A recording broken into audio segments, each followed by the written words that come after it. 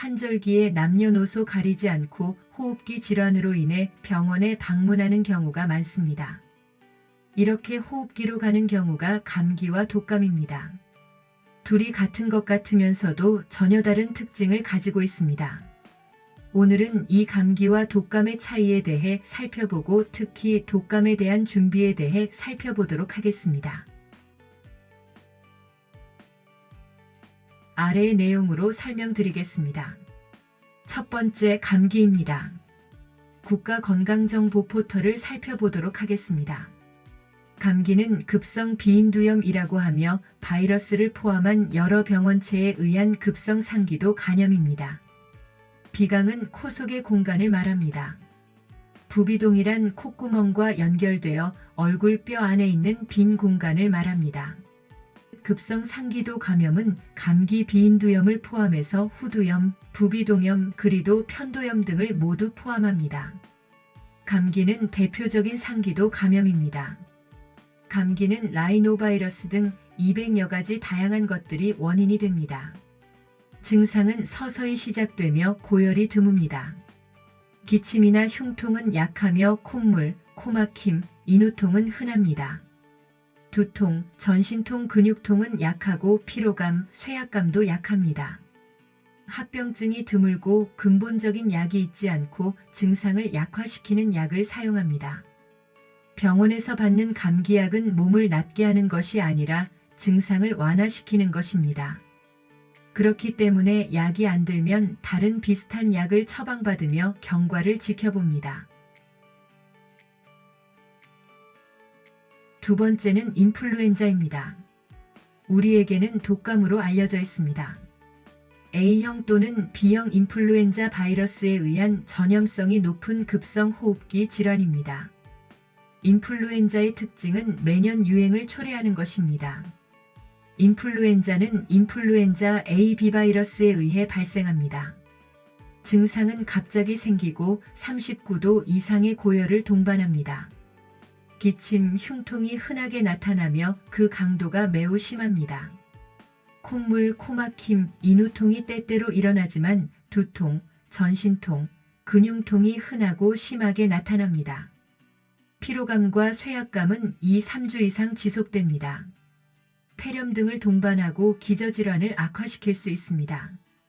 바이러스에 감염됐기 때문에 바이러스를 약화시키는 약을 사용합니다.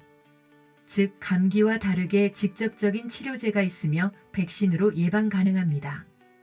백신은 인간을 비롯한 동물의 특정 질병 혹은 병원체에 대한 후천성 면역을 부여하는 의약품입니다. 쉽게 말해 약간균을 몸에 넣는 것입니다. 이로 인해 우리 몸이 이를 기억하게 해서 후천성 면역을 갖게 되는 것을 말합니다. 작은 균으로 우리 몸의 면역 체계가 공격하고 이겨내는 힘이 생겼고 추후 병원체가 우리 몸에 들어왔을 때 당황하지 않고 견뎌 싸워서 이겨내도록 해줍니다. 이런 감기, 독감은 호흡기 계통의 질환이라는 공통점이 있습니다. 호흡기 질환 코드는 제2계열입니다.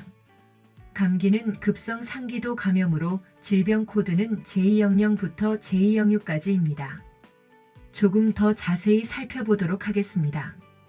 우리가 흔히 감기라고 부르는 급성 비인두염은 제200 코드입니다. 인플루엔자 및 폐렴은 제209부터 제218 코드입니다. 우리가 이야기하는 독감은 확인된 계절성 인플루엔자 바이러스에 의한 인플루엔자로 제20 코드를 사용합니다. 세 번째, 다빈도 질병입니다. 사람들은 치과 치료를 외래로 가장 많이 방문합니다. 상기도염, 급성 비인두염, 급성 편도염, 급성 인두염, 부비동염, 후두염 및 기관염 등 급성 상기도 질환이 가장 많이 가는 외래 질환 내에 6, 7가지 포함되어 있습니다. 반면 독감은 입원으로 자주 방문합니다. 위 독감의 특징을 다시 한번 살펴보겠습니다. 전신 피로감과 쇠약감이 2에서 3주 계속되고 기저질환을 악화시키고 고열을 동반한다고 하였습니다.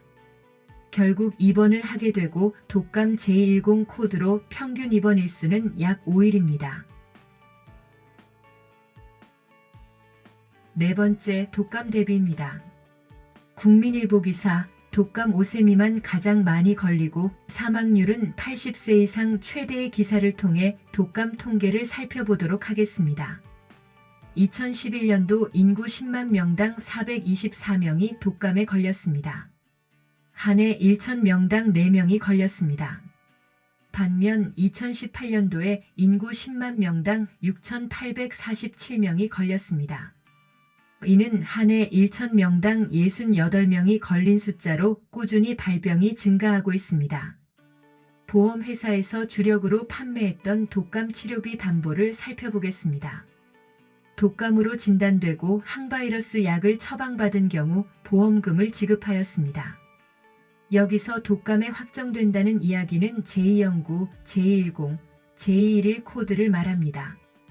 보험회사 상품 및 약관마다 보상하는 내용이 조금씩 다르니 꼭 확인해 보시기 바랍니다.